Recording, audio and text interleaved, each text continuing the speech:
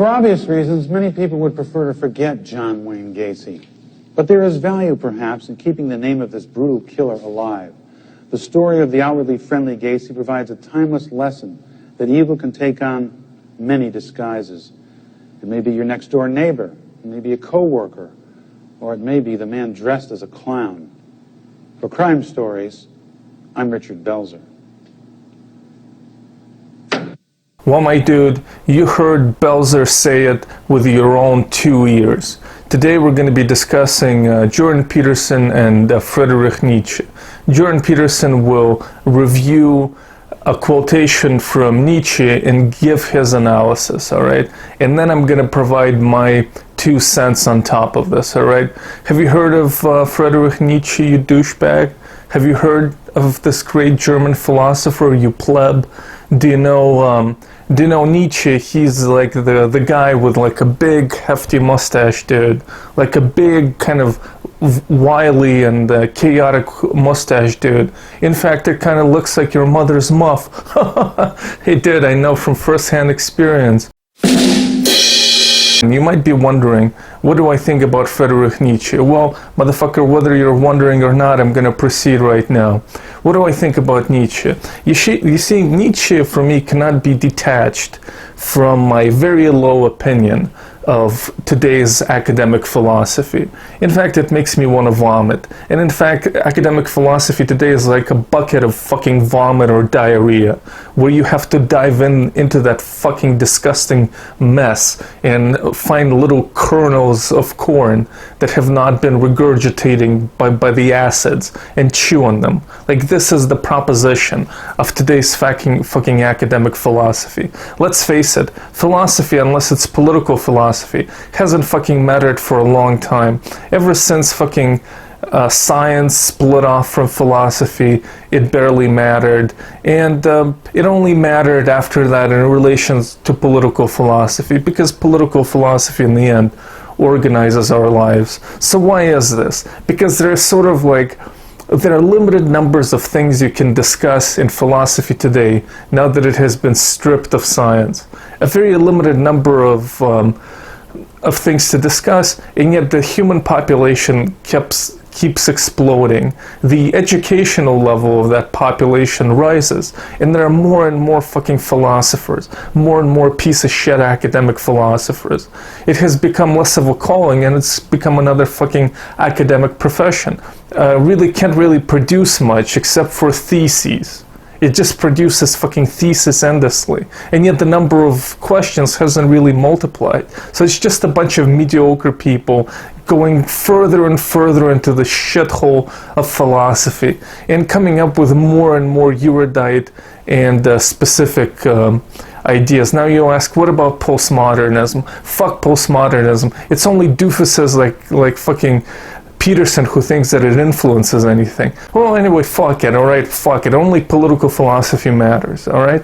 And these assholes in academia, the only thing that's left for them to do is to shit on earthy philosophy. Earthy kind of philosophy in the broad sense. Philosophy that kind of tries to navigate in ideas to make sense of a human life. It's a banal kind of preoccupations for academic philosophers. They're there fucking dissecting their hemorrhoids for their epistemology, you know? And it's just, yeah, it is stupid. It is a stupid question. What is the meaning of life? It's a profoundly stupid question.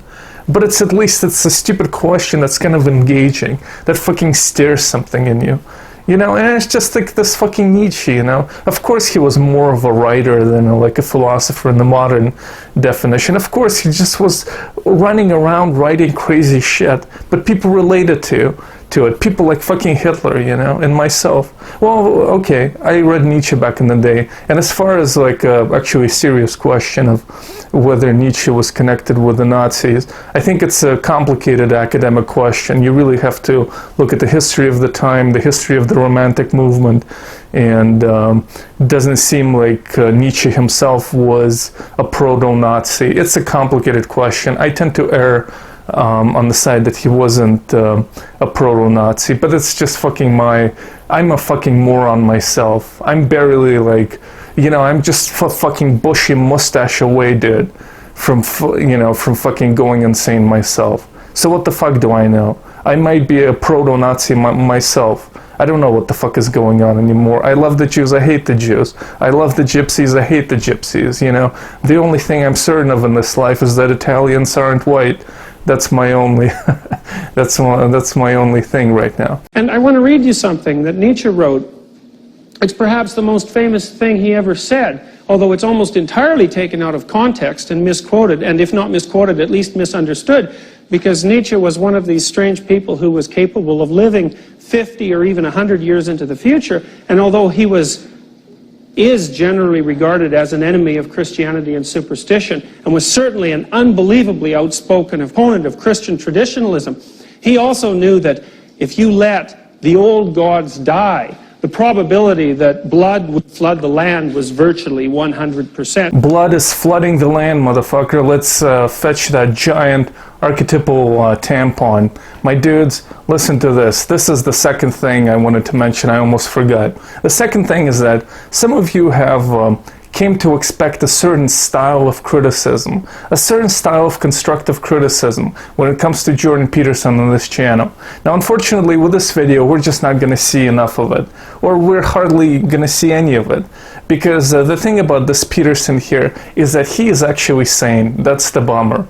Like, if Peterson always sounded like he does in this clip, I wouldn't have a YouTube channel, and maybe that wouldn't be such a horrible thing, because look at this fucking piece of shit YouTube channel that only fucking insane people watch. But anyway, well, this is Peterson sounds very reasonable in this clip. There's nothing here about our descent from lobsters 100 million years ago, whatever, before any mammals actually fucking existed, which naturally means we have the same circuitry, and which means that lobster postures reflect on our own in their context of their hierarchy. No, none of this shit here. Like, I don't agree with everything Peterson says here, but it is more reasonable than what he says now. So yeah, no fucking, just actually in this video it's gonna be more like, more kind of more timid, more kind of zen. A Zen Ivan for reasonable Peterson is what we're going to see here. So let me read you what he wrote. Have you not heard of that madman who lit a lantern in the bright morning hours, ran to the marketplace and cried incessantly, "I seek God." As many of those who do not believe in God were standing around just then, he provoked much laughter. "Why? Did he get lost?" said one. "Did he lose his way like a child?" said another. "Or is he hiding? Is he afraid of us? Has he gone on a voyage or emigrated?" Thus they yelled and laughed. The madman jumped into their midst and pierced them with his glances. "Whither is God?" he cried. "I shall tell you. We have killed him, you and I. All of us are his murderers." "But how have we done this? How were we able to drink up the sea? Who gave us the sponge to wipe away the entire horizon? What did we do when we unchained this earth from its sun? Whither is it moving now? Whither are we moving now? Away from all suns? Are we not plunging continuously, backwards, sideward, forward, in all directions? Is there any up or down left?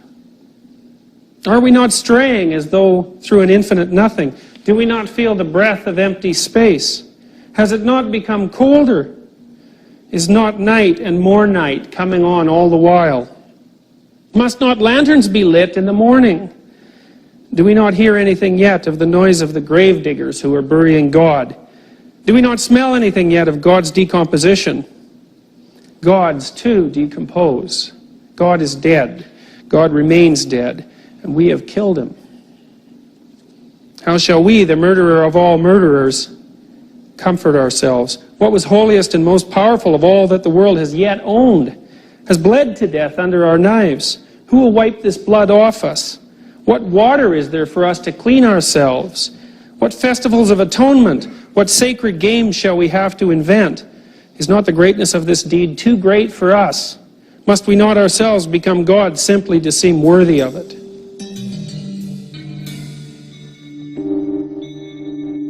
I don't know who put in that music in the Time magazine cover. I think it was just some Canadian television that did it. But man, was that whole thing fucking awesome. That Nietzsche quote. It was just fucking awesome and very earthy, dude. You could fucking pick that earth and fucking, you know, smudge it into your face. That crazy fucking earth on which the emo philosopher has paced around on. You know, it's very earthy. It's like the prose isn't great, but you feel the kind of dynamism there. There's a dynamism and energy. There is a earnest cry. Like Nietzsche is like, maybe he's not the greatest philosopher, but he's one of the most sincere. And it's, you know, he has this kind of a sincerity to what he writes. It's like a poem it's a poem from a child whose father just died. And of course, it's a child's poem. It's kind of goofy. It's goofy and it's basic, but it's sincere. It's a fucking poem from the heart. And I like that shit. I know a lot of people like Nietzsche, and I don't even like him anymore in the sense of reading him or getting anything out of him, but I did at one point in my life, and probably I got nothing out of it then.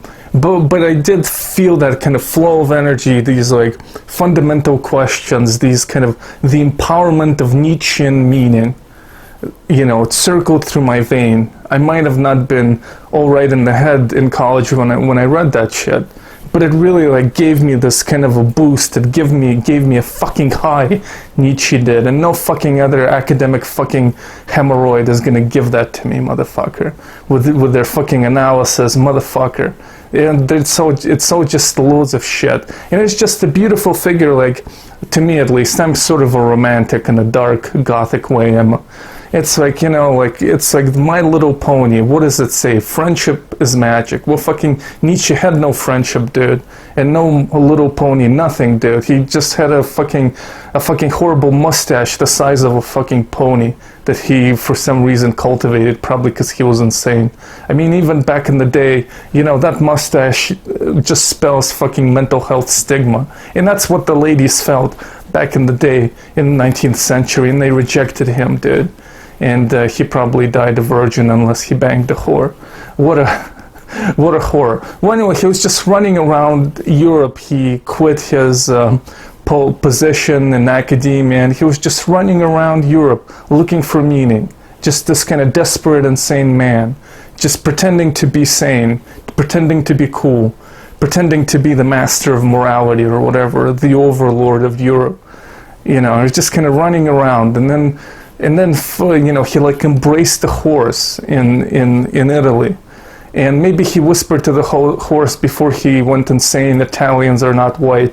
Who knows if he said it, but he kissed this horse, dude, and then he just became insane, and they put him in a, you know, and his Nazi sister took care of him, and they edited his work, and it became a basis, well, like some bullshit philosophical basis that sometimes Nazis like to cite. His sister violated him when he was a vegetable. What a story, man. What a powerful story of Friedrich Nietzsche. Well, as you can tell, it's a much different notion from the casual God is dead quotation that's most generally associated with Nietzsche. Well, what is he saying? Well, he's saying something like this.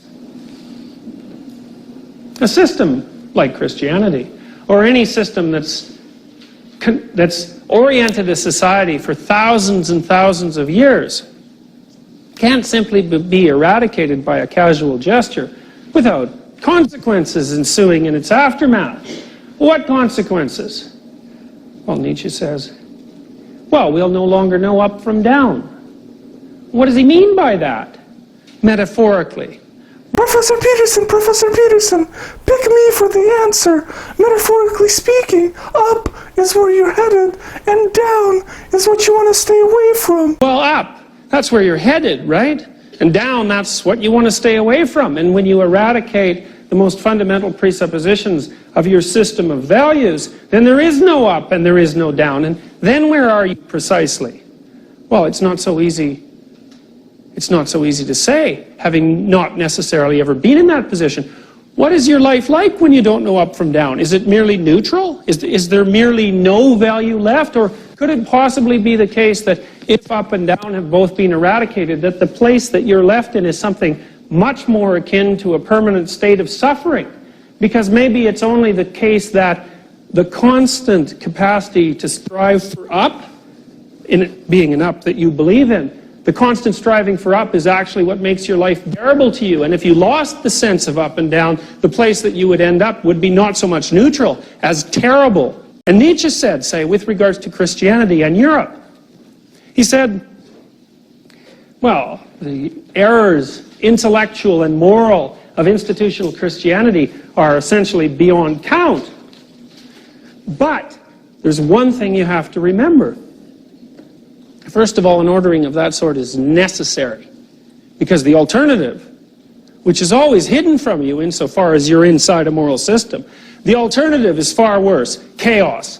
That's worse.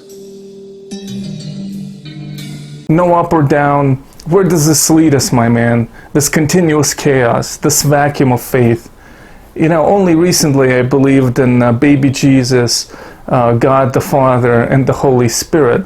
But now I see these archetypes for what they are, and I just tossed them into the garbage, dude. Everything became chaotic when I was watching this Peterson talk. I became disoriented. I want you to call me Ivanka for now. I'm not yet ready to cut off my balls or even shave my legs, but please refer to me as a she, Mima, or some shit. It's just, I don't know what gender pronouns are in or which one will fit me, but if you call me a he, I will ban you from the channel. I'm just kidding. I'm so desperate for subscribers, but it's gonna hurt my feelings, my dude. It's gonna, one salty tear is gonna roll down into my beard and just die there, like Friedrich Nietzsche did in utter and complete confusion. I'm not sure what Peterson was referring to here specifically, if he was referring to the inner turmoil of the chaos of losing your faith, losing your connection to the structure of Christianity, the archetypes that have evolved with your ancestors that you have now abandoned, or if he was referring to the collective effects, that is, his usual blaming of the brutality of communists and Nazi regimes on the collapse of traditional values and archetypes and the danger that unleashes, because that is his pattern in his later talks. But I will just address the latter point. The reason why communism dominated in Russia had nothing to do with the fall in religiosity. In fact, when the communist revolution happened, if you consider Russia a part of Europe, then it was one of the most religious countries on the continent. There was no great decline in religious faith, though there likely was at least some. What happened is that Russia began industrializing, and a lot of peasants migrated to the cities to work in these different factories, to work in really horrible conditions. And they no longer were invested in the hierarchy with the Tsar on top. Tsar, who was anointed by God to preside over Russia as the preserver, the holder of the faith, the protector of Orthodox Christianity in the Third Rome that Moscow was, even though at that time the capital was St. Petersburg. Alright, I almost slipped, but then I caught myself. You fucking know what I'm saying. And these dudes were no longer invested in it. And there was no real political ideology for them except for left-wing politics. And then after the strain of World War I and stupid decision-making by the Tsar, the system itself collapsed. It wasn't that the lack of faith in God collapsed the Russian Empire. It's just that it itself was a medieval structure that wasn't able to bear its own archaic weight. And it became disintegrated and it collapsed. And in the political chaos, the most radical, the most bloodthirsty, the most politically competent animal came to dominate, and those were the Bolsheviks.